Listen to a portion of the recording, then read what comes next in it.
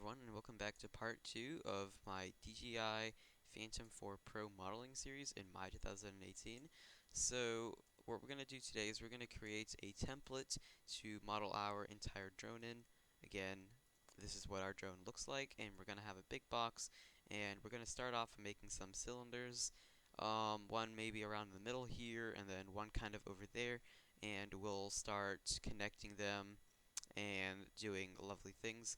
And one thing that we can start off by looking at, just by looking at this before we model this, so that you can use this knowledge when you're making future complicated models, is that, as you can see, a lot of this stuff right here is basically the same.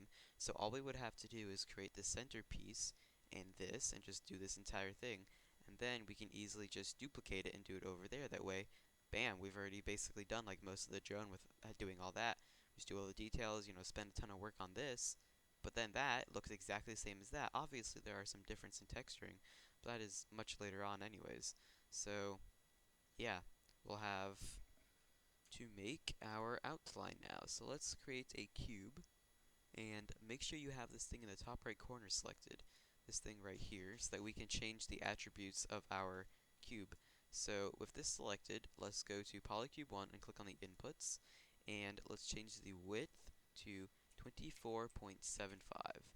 This is in centimeters. Why did that not change? Second. Oh, oops. You want to change it in the width, 24.75. Okay? And now for our height, we want this to be 5.7. And for our depth, we want to just copy and paste this value from the width into our depth. Okay, so now I have this giant thing right here, but it's kind of in the way, and we want this to be a little different. So what we're going to do is we're going to create a new layer. So down here, click this little icon, and now we've created a new layer, but we need to add this to that selected layer. So right click on layer 1 and do add selected objects. Now you need to have this selected, preferably in object mode, as you can see. And now we can easily just turn that off and on, and we can even rename this, and we can call this, for example, outline. Alright, I'm going to save that, and we're going to go through some of these different things. Alright, so this right here will switch between reference and template and just nothing, how it is right now. We want this to be on, pretty sure it's template, yes. Reference, it makes it so you can't click on it, so we would have like a reference kind of object, so you can see I can't click on it.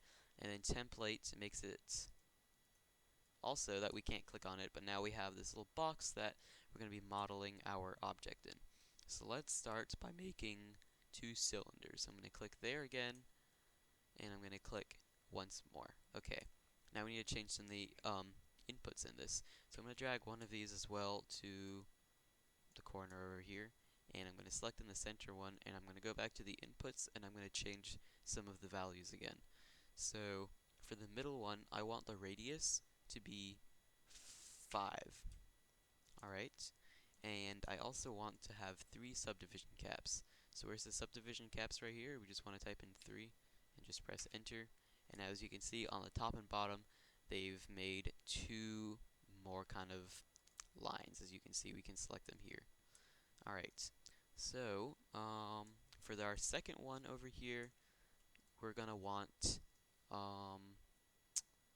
our radius to be 1.8.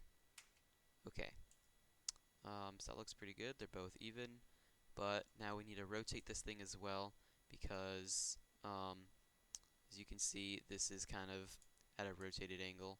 So let's uncheck from that being template, so we can now click on that, make sure it doesn't say R as well, because that is reference, remember. We can go into our top view, and I'm just going to make this into X-ray mode as well. And you can hold down E and J to snap at 15-degree intervals, as you can see. And we can make this 45, negative 45, does not matter. For example, whoops, now it is 45, or we could just type it in. And now, as you can see, this main grid line, as you can see these 2 big ones going down here, those are the center ones. The one in the middle is going straight through the middle of both of our template and our first cylinder.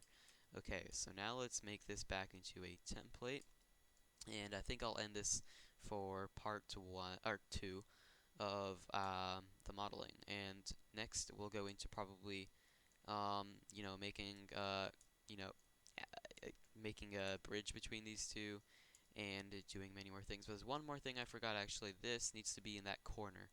So if I go into my top view, let's select this, and I want this to be on 0 of my Z. So I'm just going to type in 0 there and move it to around here.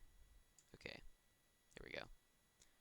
So that's looking good. Next video, we'll be combining those to make it look more kind of like that. So thanks for watching, and please subscribe.